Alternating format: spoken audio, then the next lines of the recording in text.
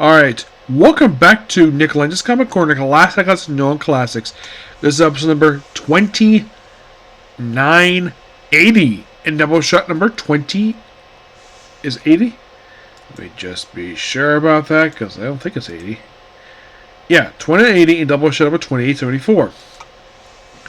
But first I'm reviewing the final issues of Damage, Volume 1, because I almost forgot there was a Volume 2 published.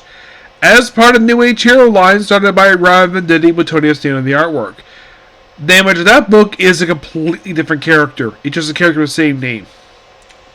So, by the way, no change in the writer basically for this book. I think it changed artist, but not in the case of the writer. Nope, it's still Tom Joyner. Mostly put in the case of the first three issues here. It's called Pick at the Pieces. In these three issues, mostly put, he is on break from the... Basically... We started out with basically him having a training session with the Titans, which this of course was during the last couple of years of the book.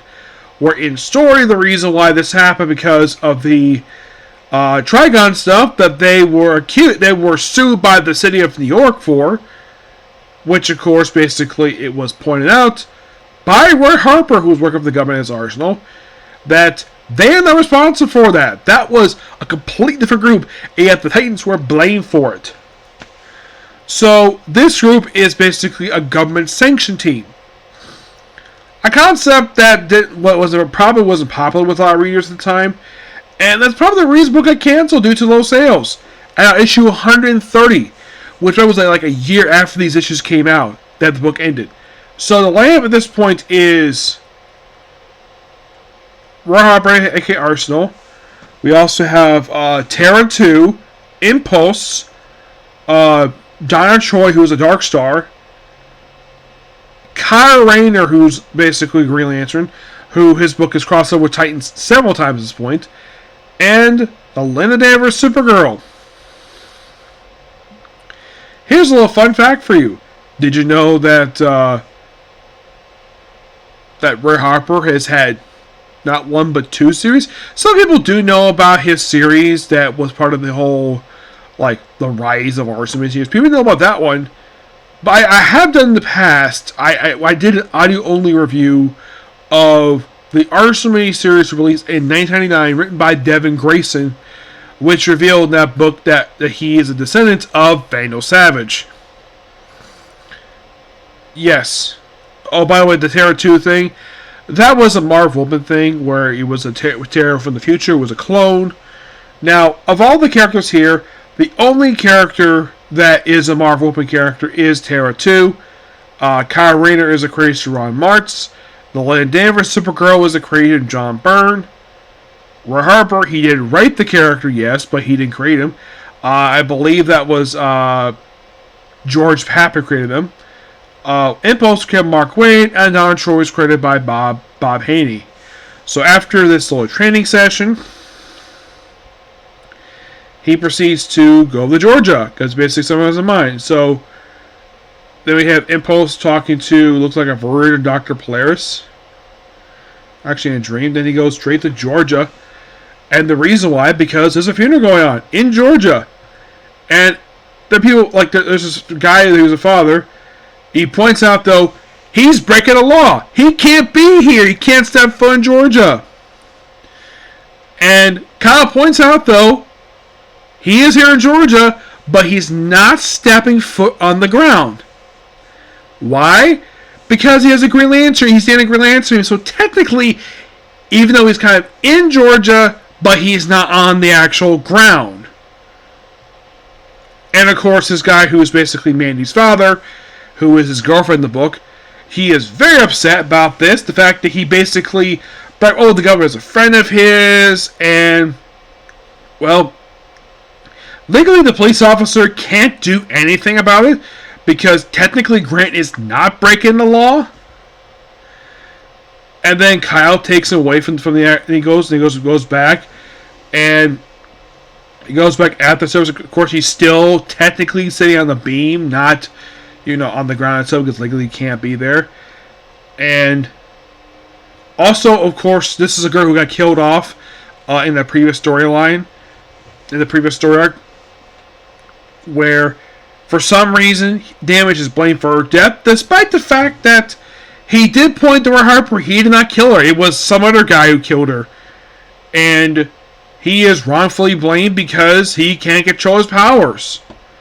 So, and then we move on to the very next issue, where he teams up with another character who had an ongoing series in the 90s, who, for some reason, his book doesn't cross over with his, despite the fact that he guesses in the book. It's the Ray. Another character who was created by Mark Waid. Despite the fact a lot of his appearances are basically written by Christopher Priest. I think he was actually one of Christopher Priest's very few solo books he worked on in DC. I never read Christopher Priest, but I love the Ray book. Ray is the only book basically I would definitely do in the future. So in this issue, he has a team with the Ray. And of course, he gets appearance by Black Condor, another character who had an ongoing series the same period of time too. Except his was a little bit shorter than the Ray's. Ray's was about 2 years. Black Condor was 12 issues. This is, of course, a new Black Condor, who was basically another one to do some name from the Freedom Fighters. So, basically a team adventure. And this leads into a story in just like Task Force. That's what the ending of the issue was. And then the very next issue, he's working with this guy here, where then, of course, he runs into Bronze Tiger from Justice League International, Justice League Task Force.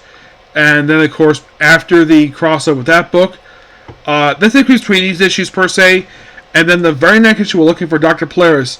Now, there's a shocking revelation about Grant Emerson revealed in this very issue, where he meets up with the JSA. And it is revealed in this issue that Al Pritt, the original Atom, is his father. Yeah. And here's the thing. His father died during Zero Hour. Yes. I have heard a rumor of the reason why that, and of course also, this issue sets up a plot thread that will continue for the remainder of the book with this weird thing on this guy's forehead. This will be a recurring plot thread for the remainder of the book. Yep. So, and then of course meets up with the JSA, who at this point is comprised of Jay Garrick, Alan Scott, Ted Grant, Carter Hall, Shire Hall, Rex Tyler, original, basically all members here. We have the original Black Canary. By the way, she has one unless her daughter doesn't want one anymore. Charles McAnder, aka Dr. Midnight, the original Starman, Ted Knight, Miss America, who is Joan Dale Trevor. There's Johnny Quick, Liberty Bell, who by the 90s got divorced, despite the fact they got married in the 50s. Yeah, it's kind of a weird thing with these two. They got married in 1951. That was explained in the first volume for Just Like America, which is a really amazing series, by the way. I believe Glenn Kaminsky wrote that book. Then by the 90s, they split. And they have a daughter together who is about 20-ish. So, I'm assuming she was born based upon this sliding time scale. I'm assuming she's about 20-ish. I'm not sure exactly how old she is. If you're based on the sliding time scale, I'm assuming she was born probably in the 70s. That's my best guess. But the sliding time scale. So, we have appearance by the second Black Canary, and of course, Hal Jordan, Aquaman, Ray Palmer, Barry Allen, of course, basically talk about all these people. He, of course, gets confused, but then he meets the people who died during Zero Hour, who are basically the Atom, Hour Man, and Dr. Midnight. The original ones have all since died. And it's a very cool set of issues. I thought this issue looks really good. And then we skip over issue 16 because, well, that was over crossover with, get this, Dark Stars, New Titans, and get this. That crossover, from what I heard, was a desperation ploy by DC Comics to keep these comics going. Instead, pretty much all the books involved in this crossover all got canceled, except for Green Lantern. That was the one that did not get canceled. But Damage, New Titans, and Dark Stars pretty much ended nulling after this crossover wrapped up. And this issue's all about the Aftermath. And of course, basically, like, oh yeah, then his girlfriend pops up again in the book. His name is Mindy. And of course, yeah, apparently her father has put a bounty on his head. So he deals with a guy named Bounty.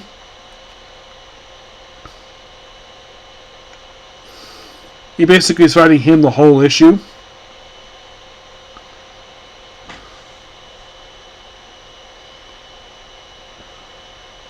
Yeah, of course, basically, it's like accused of like all this damage, like, suit powers. Broke the guy's gym. Well, you got it wrong. Do the damage. You know what we saw? Yes, we do. You do. Now back off. It says, you people don't have a clue what we're all about. You protect yourself. You protect you from stuff you don't even know. You pay attention, you don't care what we do for so long as you live your stupid, boring lives. And you're scared of us, so you make us the bad guys. This game we want, Grant.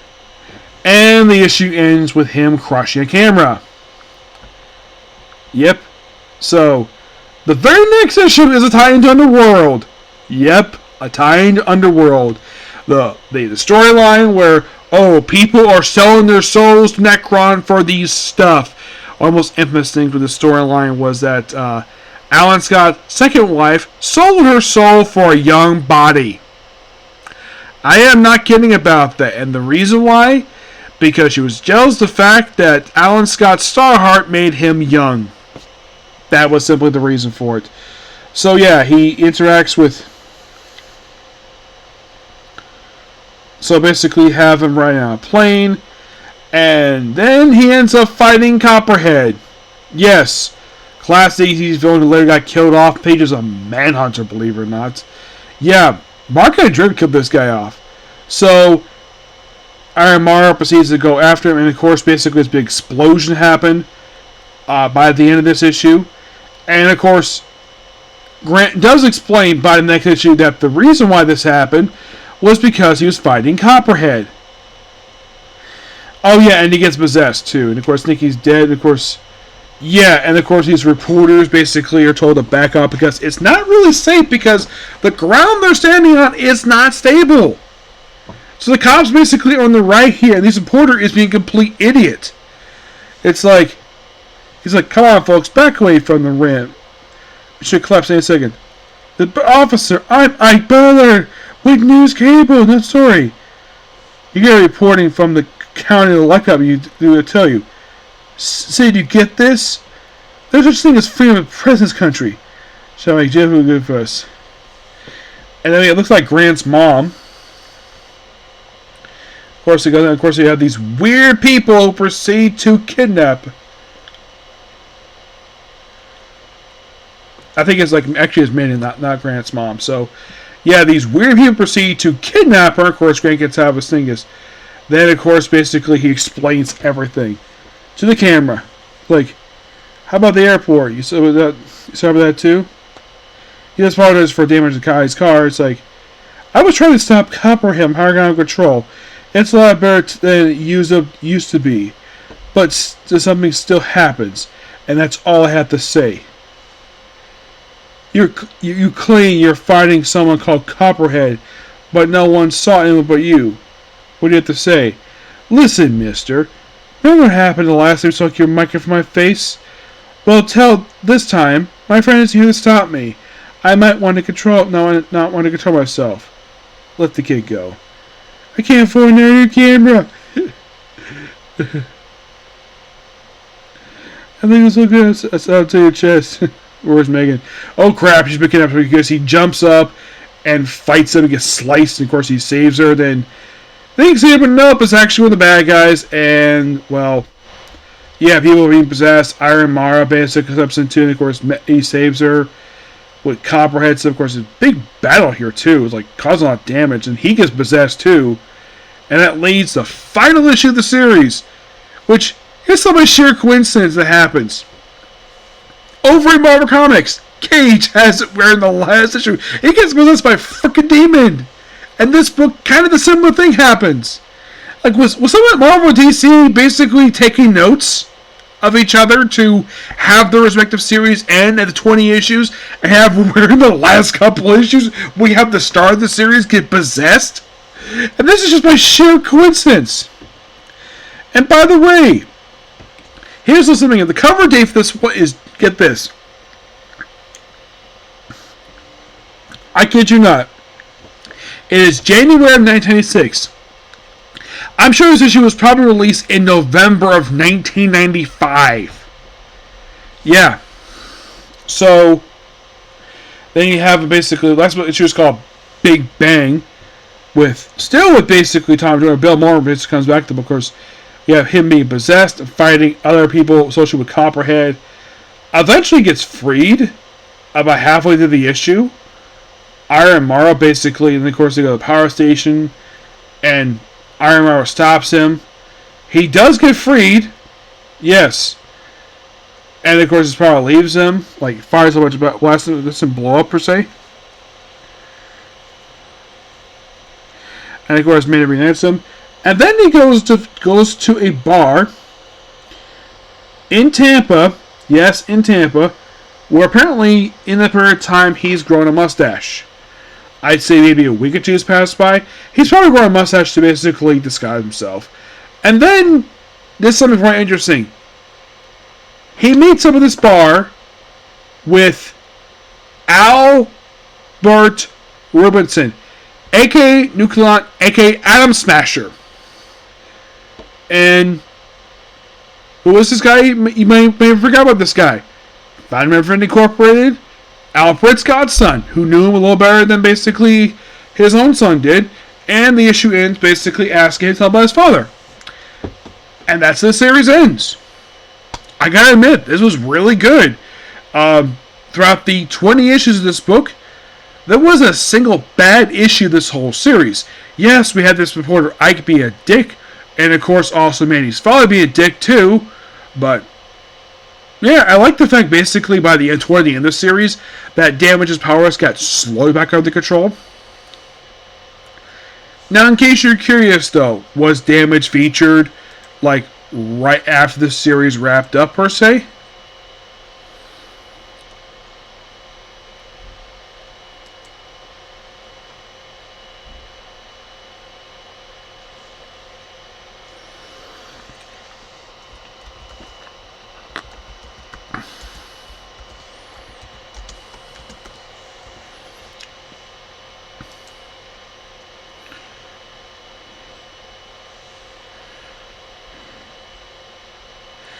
Also, the character Body Count, who was a recurring villain for this book, yeah, he gets killed off in this book. He debuted in issue 15.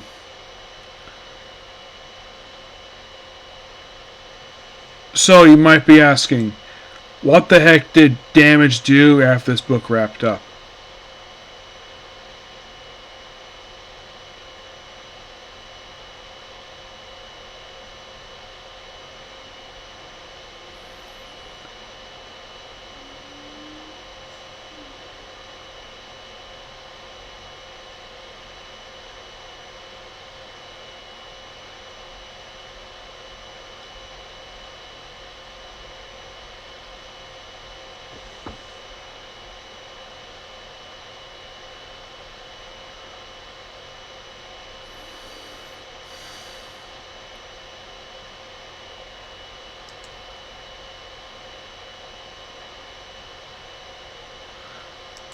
So it looks like he joined up with the Freedom Fighters. Let's see if I can find the actual entry here. Let's see. I'm trying to find exactly what he was up to after his series wrapped up.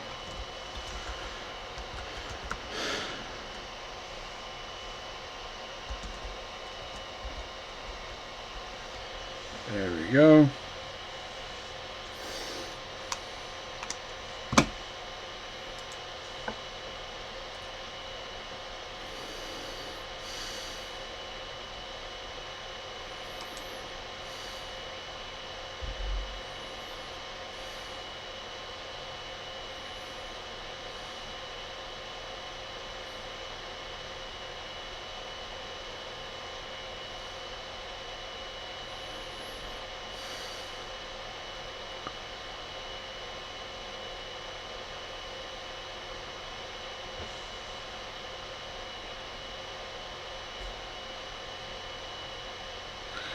So I think he ends up joining the Freedom Fighters and the JSA.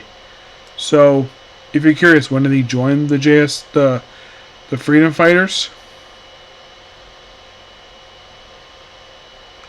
He joined in 01, but I think he also joined the JSA around the same time too. And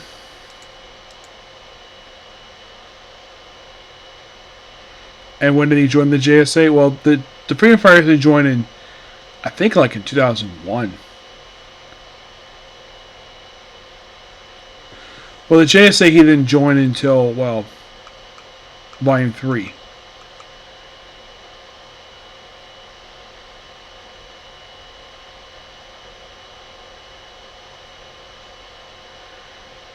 But pretty much in a way, he didn't do a lot after his own series wrapped up. Yeah, but I think he even continued part of the Titans for a little bit after this. That's kind of what he did for the remainder of his time, and then he just popped around for a while. He later died in like during Blackest Night. But in the case series as a whole, it's good. I really wish DC would collect this in trade because this is a really damn good comic.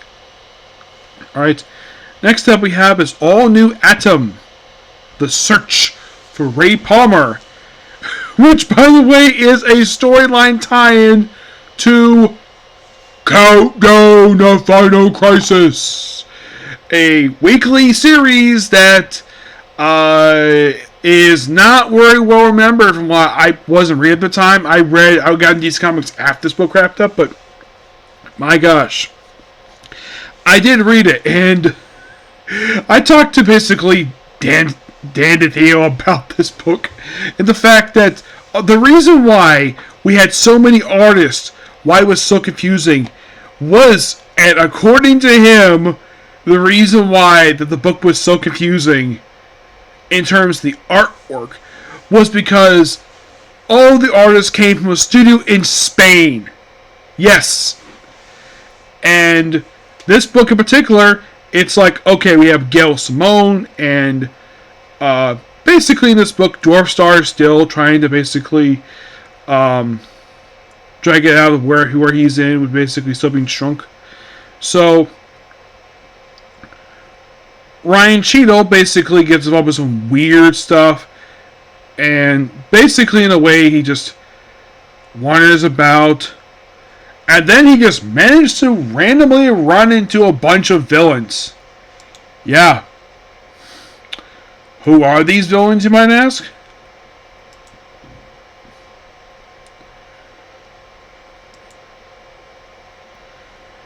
The villains he managed to run into are old Atom villains: Bug-Eye Bennett, Man in the Iron Mask, Panther, Plant Masker, aka Phalonic Man, Thinker, Wizro.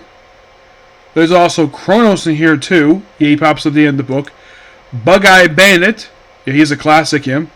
Yeah, he was a classic villain for Ray Palmer. And they brought him back for this issue. Kind of surprising they did. Oh, and the reason... Now, here's the thing. Now, are these guys all dead, you might ask? Bug-Eye Bandit is dead. Iron Mask died at the start of this storyline. He actually died. He was real to be dead at this issue. Panther is still very much alive. Plant Mask... Oh, I know for a fact he's still alive. Oh, yeah. The Thinker.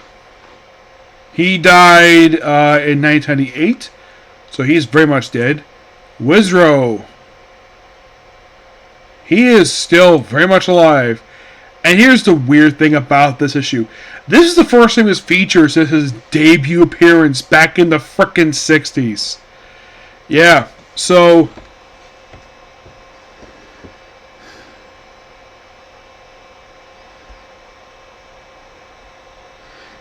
after fighting basically his villains. And then the issue ends with basically appearance by Kronos. Classic Atom villain. And of course Gail Simone feature him because he's a classic Atom villain. And then we have issue 13, where it's called Sword of the All New Atom. So yes, we have an issue. So The first issue of the storyline is a nod to the classic 60s series with all these classic villains. This issue is a nod to the Sword of the Atom mini series released in the 1980s. That was really good, by the way, and yeah, so Colonel's basically has a meet up. Of course, you have guest appearance by Director Necron. Yeah, so basically, this issue is a love letter to the Sword of the Atom book. And then the issue ends with basically we have Donna Troy, Bob the Monitor, and the Red Hood as a lead into freaking Countdown. Yes. And the reason why it's going to haunt Freddie Palmer, because, like I said, it's a tie-in to freaking Countdown. Yeah, and this layer led to a very infamous scene in the book, basically Scoop involved, where, get this, we have a scene where, and this is kind of offense nowadays, where Donna Troy, being possessed, picks up Jason Todd, uses him as a bat to basically beat the crap out of Kyle Rayner, and use the term retard. Yes. And that's kind of what happens, but that happens like off screen. Between this, like, just afterward. So it's like, okay, so we start with some nods to Ray Palmer's past, the 60s comic, the 80s stuff. Now it's dealing with the Countdown stuff. And then we end up what looks like to be the afterlife, where first they run into Ted Cord, a man who was killed by Maxwell Lord.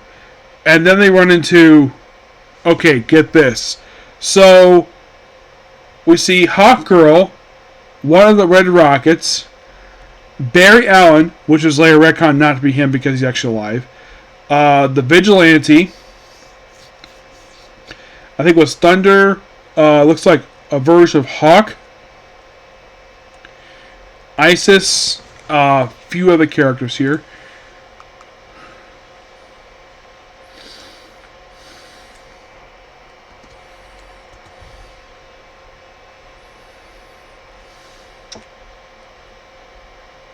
Oh, the group is called Challenge Me On. So, it's Ted Core, Crimson Avenger, Barry Allen Flash, Hank Hall, who I think was dead at this point when they came back, Hawker Isis Judo Master, this of course was the male Judo Master, Phantom Lady, this is Dyla Taylor, she was the second Phantom Lady. Yeah, she later died in Infinite Crisis #1. Yeah, she got killed by frickin' Deathstroke. We also have Red Bee, who was a character also in Squadron, who died in the main book itself. Red Rocket. Is it the one from the actual book itself? Yes, it is, except it got killed off in the Olmec Project. Skyman, who got killed off by Mr. Bones by accident. The Vigilante, who's Agent Chase. Young Frankenstein.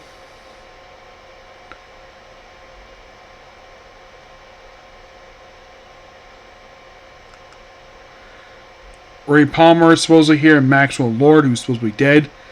And they run into also LA versions of Adolf Hitler, Ventriloquist, Scarface, of course, was the original one who died in Face to Face. Ratcatcher. You think, wait, how's Ratcatcher? Is he dead? Yeah, he got killed off in Infinite Crisis #1. Silent, who is an enemy of Outsiders. Yeah, she. There's also Orca, which you think, wait, how did she die? She also had Face to Face as well. The Fiddler. He died in Villains #1. Dr. Polaris. This was the original one. The one where Damage is actually his adopted nephew. He died in Infinite Crisis #1. Captain Nazi. Yeah. There's also Captain Burgess, of course, is the original one. Digger Harkness, who died in their Infinite Crisis, but came back. Yeah. And then we had the finale of this story arc. Actually continues on for a couple more issues. Where basically we had the final appearance of Martin Campbell who basically makes his final appearance in the book. And yeah, and then basically the story gets wrapped up in issue number 16, known as Psych Out.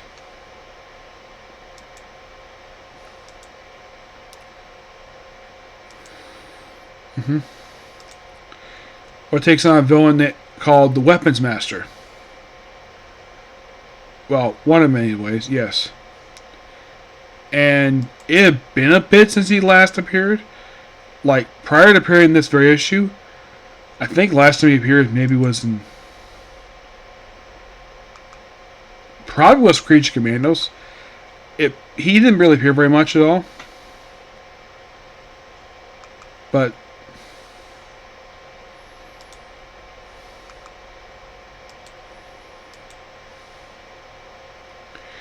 and basically 16 is kind of like the epilogue to that storyline.